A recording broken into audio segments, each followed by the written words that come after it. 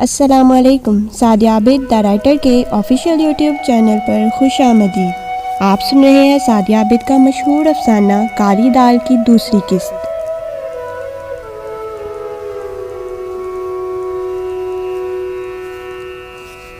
آسیہ اللہ سے اٹھتے بیٹھتے دعا کرتی تھی کہ اس کا بیٹا کہیں سے آ جائے، اور اس کی دعائیں جب قبول ہوئیں تو وہ بہت روئی تھی، بہت تڑپی تھی. وہ بیٹے کو دیکھ کر خوش تو ہوتی تھی مگر مطمئن نہ ہو پاتی تھی. لمحے کے 1000ویں حصے میں اس کا اطمینان غارت ہو گیا تھا. وہ بیٹے کے منہ سے اماں سن کر بھی بن پانی کی مچھلی کی طرح تڑپتی اس کی ممتا بیان کرنے لگی تھی. اس نے اپنے لگتے جگر کے منہ پر تماچا دے مارا تھا. بیٹی کو کھو کر رونے والی بیٹے کو پا کر بھی رو رہی تھی. امان اللہ بچوں کے پاس کھلونے اور اچھے لباس دیکھ کر خود ترسی کا شکار ہونے لگا تھا. روز روز پتلی دال دیکھ کر اسے دال سے ہی نہیں اپنی زندگی اور اپنی ماں سے بھی نفرت ہو گئی تھی. وہ ایک اچھی زندگی گزارتا آ رہا تھا. اسے دادی اور باپ بہت یاد آتے تھے. وہ ماں سے قریب تو پہلے ہی نہ تھا، اب رہی صحیح کسر بھی پوری ہو گئی تھی. وہ بات بے بات ماں سے الجھنے لگا تھا. شکوے و شکایات ناشکری کو جنم دیتے ہیں، اور وہ بھی ناشکری کے اندھے سفر پر کھلی آنکھوں سے گامزن ہو گیا تھا. گھر سے نکلا تھا سمت کا تعین کیے بغیر. وہ بھوکا پیاسا سردی کی رات میں یخ بستہ ہواؤں سے کھلے آسمان تلے بیٹھا نبرد آزمائی کر رہا تھا. وہ گھر لوٹ جانا چاہتا تھا لیکن وہ جیسے اس ٹھنڈی سڑک پر جم گیا تھا. اس کے معصوم بچپن، غریب ماں باپ کی غربت و نیک پرورش کو اس کی ننھی خواہشات، اس کی ناشکری برائیوں کے سمندر میں کھینچ لے گئی تھی. سردی اور بھوک سے نڈال بچے پر کسی کی نگاہ انتخاب ٹھہری تھی تو وہ تھا شاہد رحیم، جو چھوٹی عمر کے بچوں کو بہلا پھسلا کر چوری ڈکیتی کی جانب مائل کر لیتا تھا. اس شخص نے کتنے ہی گھروں کے چراغ چھین کر ملک و قوم کے لیے ناکارہ و نقصان دہ افراد کو جنم دیا تھا. اور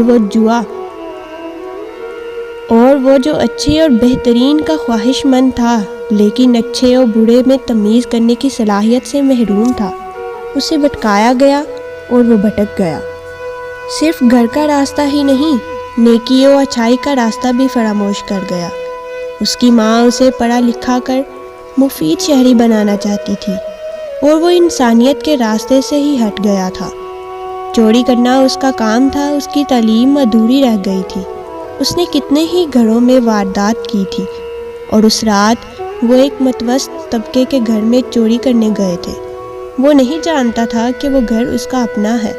اس کی ماں اس کی منتظر آنکھیں کچھ دیر قبل اسے سوچنے، اس کی تصویر سے باتیں کرتے ہوئے بند ہوئی تھیں، اور وہ اپنے سامنے کھڑے خوبرو نوجوان کو نہیں پہچانتی تھی کہ وہ 11 سال کا تھا جب اس سے دور ہوا تھا، اور اس کے سامنے اب وہ 26 سالہ نوجوان کھڑا تھا.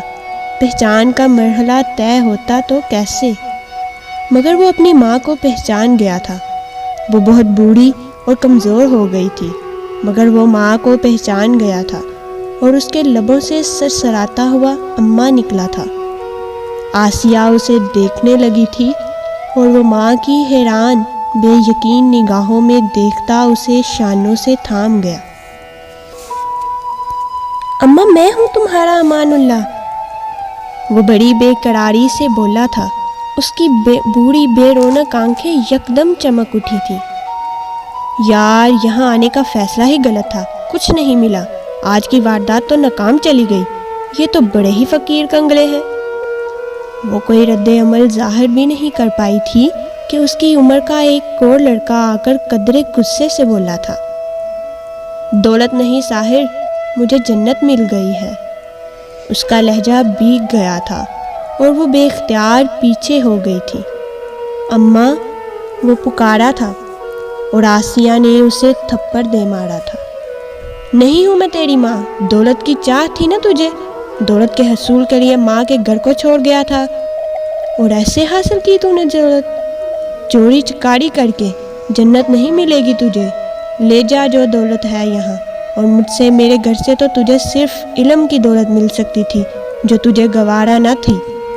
بھاگ جا آج بھی، ایمان اللہ میرے پاس آج بھی تجھے دینے کو کچھ نہیں ہے۔ 11 برس کی عمر میں تو روٹی اور دال اٹھا کر پھینک گیا تھا۔ میرے گھر آج بھی وہی کالی دال اور سوکھی روٹی ہے، اور تجھے حلال کی کالی دال نہیں حرام کے مرغ مسلم چاہیے تھے۔ جا بھاگ جا، امان اللہ تیری غریب ماں کے پاس تجھے دینے کو آج بھی کچھ نہیں ہے۔ میرے پاس کالی دال ہے، وہی رزق حلال کی کالی دال جو تجھے تیری ناشکری اور خواہشات کو راس نہ آئی۔ وہ بوڑھی عورت اس وقت اتنا نہ روئی تھی جب اس نے بیٹا کھویا تھا کہ اسے امید تھی کہ اس کا ایمان اللہ لوٹ آئے گا، اور اس نے ایمان اللہ کے ایمان اور اس کے سلامتی کی دعا کی تھی، اور وہ تو سلامت تھا مگر اس کا ایمان سلامت نہ تھا۔ وہ شکستہ وجود سے ڈر گئی تھی۔ فجر کی اذان ہو رہی تھی اور وہ ماں کے قدموں میں گرا معافی مانگ رہا تھا۔ اماں معاف کر دو مجھے، میری خواہشات نے مجھے کہیں کا نہ چھوڑا۔ شروع میں مجھے احساس نہ ہوا تھا اماں، لیکن جیسے جیسے وقت گزرا مجھے احساس ہوا اماں کہ پتلی کالی دال جو میں مرغ مسلم کھاتا ہوں اس سے کئی گنا اچھی تھی۔ میں بھٹک گیا تھا اماں، مجھے معاف کر دو، میں ہر برائی چھوڑ دوں گا، چوری ڈکیتی چھوڑ دوں گا، تم بس مجھے اپنے حصے کی کالی دال کا شریک بنا لو اماں۔ میں 16 سال سے بھوکا ہوں، جب سے کالی دال ٹھکرا کر گیا ہوں پیٹ بھر کر کھا کر بھی بھوکا ہوں۔ مجھے کالی دال دے دو اماں، مجھے بہت بھوک لگی ہے۔ اماں کھانا دے دو، رزق حلال کی اہمیت جان گیا ہوں۔ میرے پیٹ کی دوزخ حرام کی روٹی سے ٹھنڈی نہیں ہوئی، اپنے گھر کی حلال کی سوکھی روٹی دے دو اماں۔ وہ ماں کے قدموں میں گرا تڑپ کر رو رہا تھا، اور آسیہ کی آس کیا ٹوٹی تھی، سانسوں کی ڈور بھی کچے دھاگے کی طرح ٹوٹتی چلی گئی تھی، اور وہ بے آس و نامراد ماں کو دفنا کر بے سمت چل پڑا تھا۔ اس کی سمت اس کی ماں تھی جسے اس نے بدل دیا تھا، اور اب وہ بے سمت ہو گیا تھا۔ وہ اپنے گھر وقت بہت سا گزرنے کے بعد گیا تھا، مگر وہاں کچھ نہ تھا۔ آسیہ وہ بیٹے کے لوٹ آنے کی آس میں گھر چھوڑنا نہیں چاہتی تھی، لیکن گھر میں آگ لگ گئی تھی۔ اس کے پاس اتنا پیسہ نہ تھا کہ اسے بنواتی، اسی لیے اجڑ جانے والے گھر کو اس نے فروخت کر دیا تھا۔ کرائے کے گھر میں رہنے لگے تھے اور گھر کے پیسوں سے ایمن کی شادی کر دی تھی۔ وہ دونوں بھائی بہن کم و زیادہ پر مطمئن رہے، اس لیے آج کامیاب زندگی گزار رہے تھے، اور اس نے کم پر گزارا نہ کیا، زیادہ کی خواہش میں خوشی و اطمینان کھو بیٹھا۔ وہ امام صاحب کو تمام حالات و واقعات بتا کر سسکنے لگا تھا۔ امام صاحب اماں سے کہیں کہ وہ مجھے معاف کر دیں، میں بہت بھوکا ہوں، مجھے کالی دال کھانے کو دے دیں۔ وہ ان کے ہاتھ تھامے ملتجی لہجے میں بول رہا تھا، اور وہ دل گرفتگی سے اس کی دل جوئی کرنے لگے تھے، اسے سمجھا رہے تھے۔ رزق حلال کی طرف لوٹ آؤ، اپنے اصل کی طرف پلٹ آؤ ایمان اللہ، برائی چوری سب چھوڑ دو۔ حلال کی سوکھی روٹی حرام کے منو سلوا کے آگے اہمیت نہیں رکھتی، یہ بات تم سمجھ گئے ہو، اور مزید وقت تمہیں سمجھا دے گا۔ انہوں نے اس کے آنسو صاف کیے تھے۔